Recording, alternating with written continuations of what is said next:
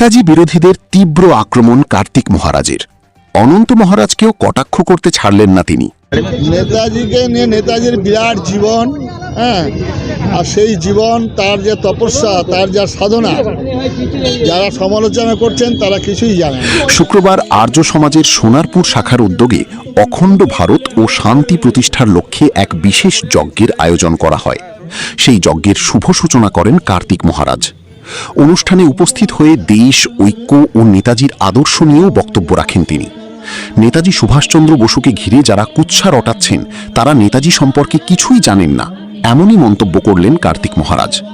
সোনারপুরে আর্য সমাজের একটি অনুষ্ঠানে যোগ দিয়ে নেতাজি বিরোধীদের তীব্র আক্রমণ করেন তিনি। কার্তিক মহারাজের দাবি, কংগ্রেস নেতাজিকে বহিষ্কার করেছিল, বামফ্রন্টও নেতাজিকে অপমান করেছে বলে অভিযোগ করেন তিনি। তার বক্তব্য, নেতাজিকে নিয়ে এখন যারা নানা মন্তব্য করছেন তাদের আগে ইতিহাস জানা প্রয়োজন। একই সঙ্গে অনন্ত মহারাজকেও একহাত নেন কার্তিক মহারাজ। অনন্ত মহারাজকে কটাক্ষ করে তিনি বলেন, অনন্ত মহারাজ কোথাকার কি? নেতাজিকে ঘিরে সাম্প্রতিক বিতর্কের আবহে এভাবেই বিরোধীদের নিশানা করেন কার্তিক মহারাজ। নেতাজিকে নিয়ে নেতাজির বিরাট জীবন, আর সেই জীবন, তার যে তপস্যা, তার যা সাধনা, যারা সমালোচনা করছেন তারা কিছুই জানেন। নেতাজি সুভাষচন্দ্র বোস, তার সমালোচনা করা, তার নখের যোগ্য আমরা নই, তার নখের যোগ্য আমরা নই। নেতাজি সুভাষচন্দ্র বোসের আত্মত্যাগ চিরস্মরণীয়। নেতাজি সুভাষচন্দ্র বোস যখন এলগিন রোড থেকে বেরিয়ে আসছেন, আবার ফিরে গেলেন তার ঘরে, তার সংরক্ষণের জপের মালা আজকে আর মা চণ্ডিকার মূর্তিটা ছেড়ে এসেছিলেন। এহেন নেতাজিকে আজকে যারা করেছেন, আমাদের বাঙালি সমাজ, বাপ তো বাপকে ছাড়বে না।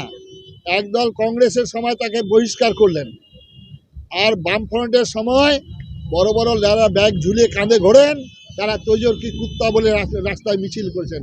বাপ কখনো বাপকে ছাড়বে না। আরে কে অনন্ত মহারাজ? কোথাকার অনন্ত মহারাজ? কোথাকার অনন্ত মহারাজ? ভারতবর্ষের শুধু নয়, সারা ভারতবর্ষের কোটি কোটি মানুষ, পাঞ্জাবে তার মূর্তি, পাঞ্জাবে তার মূর্তি, কোটি কোটি মানুষ তাকে প্রণাম জানাচ্ছেন, কোটি কোটি মানুষ তাকে স্মরণ করেন। কোথাকার কে? মহারাজকে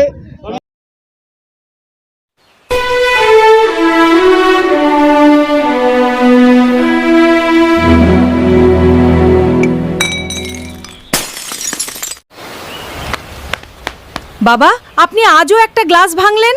কি করব মা, চোখে যে ভালো দেখতে পাই না। তুমি বাবাকে ওইভাবে বলো না।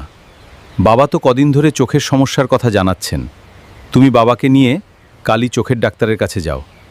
কিন্তু ভালো চোখের ডাক্তার কোথায় বসে আমি তো জানি না। কেন? জয়নগর রথতলার মোড়ে সুপ্রাচীন আইসেফ, যেখানে আমরা সবসময় চোখ দেখাই। তুমি কালই বাবাকে নিয়ে যাও ওখানে। আইসেফ, জয়নগর রথতলা মোড়। ফোন 9434317006।